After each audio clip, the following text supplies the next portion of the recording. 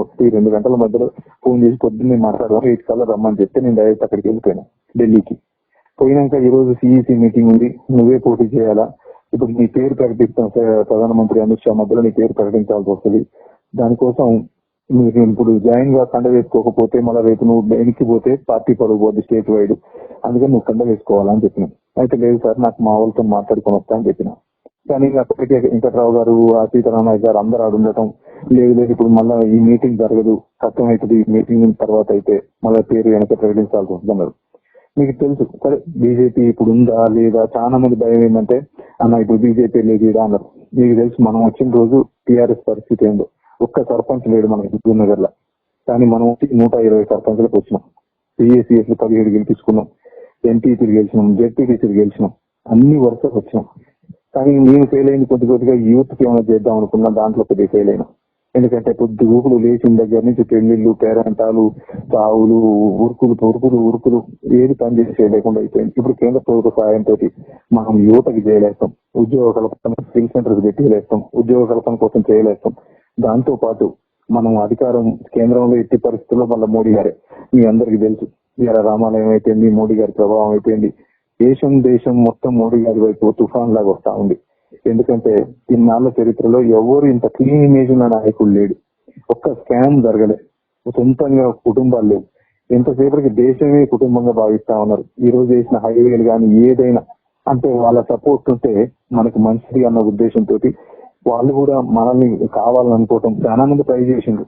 ఈ రోజు బీఆర్ఎస్ లో చాలా మంది వెళ్ళిపోతా ఉన్నారు. రంజిత్ గారు పోటీ చేయట్లేదు, శేఖర్ రెడ్డి గారు పోటీ చేయట్లేదు, ఇట్లా ఎవరైనా భయపడతా ఉన్నారు. ఎందుకంటే రేపు జరిగే పరిణామాలు ఎట్లుంటాయి ఏంటి అని. రేపు మళ్ళా రేవంత్ రెడ్డిని దింపాలా, అది చేయాలి ఇది చేయాలని కొంతమంది కాంగ్రెస్ అనుకుంటా ఉన్నారు. అట్లాంటి వాళ్ళకి మళ్ళా మన వాళ్ళే సపోర్ట్ చేయొచ్చు. దీని లాస్ట్ ఎలక్షన్ పోయే కల్లా మళ్ళా మనమే ఆగం కావచ్చు.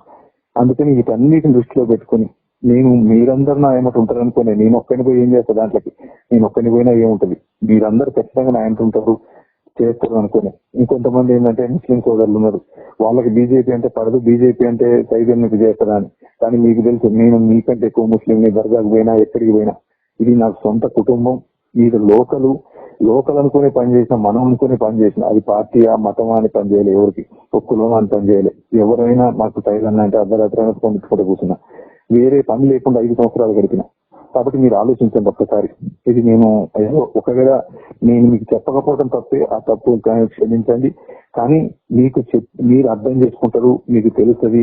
కొన్ని పరిణామాలు ఎట్లుంటాయంటే మీకు చెప్తే యాక్ట్ చేయలేరు. చెప్తే ఒక్కొక్కసారి సంవత్సరం నుంచి కలెక్టర్లకు అందరికీ వాళ్ళు చెప్పిన వినాలని నేను చెప్తే రేపు సైలెంట్ మాట్లాడాను ఏంటడా అట్లా చెప్పలేము. బయటకు వచ్చి డబ్బులు ఎలక్షన్లకు వచ్చి లాస్ట్ నైట్ కల్లా డబ్బులు ఇస్తాం మీరే లేదు మీరే పెట్టుకోండి అంటే నైట్ మళ్ళీ మనకి ఏకుండా అవతలకి ఇస్తే మనం పార్టీలో ఎట్లా పని చేయలేస్తాం. అయినా మిమ్మల్ని కూడా పని చేసుకుంటూ వచ్చినాం.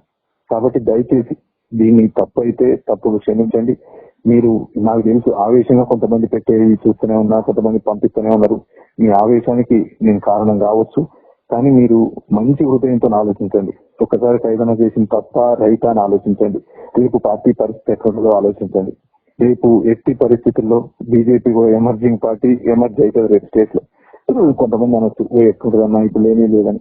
ఇలా మనం అంత ఎత్తున టీడీపీ కనుమరుగైపోయింది, ఇప్పుడు ఏం లేని బీఆర్ఎస్ పైకి వచ్చింది. మళ్ళీ ఇప్పుడు ఒక్కొక్కటి రేపు 10 సీట్లు 10-12 సీట్లు వచ్చే అవకాశం ఉంది కదా బీజేపీకి. ఎక్కడ చూసినా మోడీ గాలి తోలుతా ఉంది. అందుకని అంటే ఆ క్లీన్ ఇమేజ్ పనిచేస్తామనే ఇమేజ్. కాబట్టి మీరు సహృదయంతో ఒకసారి ఆలోచించండి. మళ్ళీ 2-3 రోజుల్లో ఒకసారి నేను హుజూర్నగర్ వస్తా, మీటింగ్ పెట్టుకుంటాను. మీకు కోపం ఉన్నా ఆ కోపాన్ని ఒకసారి ఆలోచించి చూడండి, నన్ను ఒకసారి ఆలోచించండి. నేను చేసిన తప్పు అయితే క్షమించండి. మీరందరూ కూడా ఎట్టి పరిస్థితుల్లో సపోర్ట్ చేస్తారు. మీరు మీలో ఉంటుందనే నేను చేసుకున్నా, కానీ మీరు లేకుండా నేను ఒక్కడిని పోయినా ఆడ విలువ ఉండదు. మీరందరూ కూడా ఖచ్చితంగా నా ఇంటర్ రావాలా, వస్తారని ఆశిస్తా ఉన్నా. జై తెలంగాణ.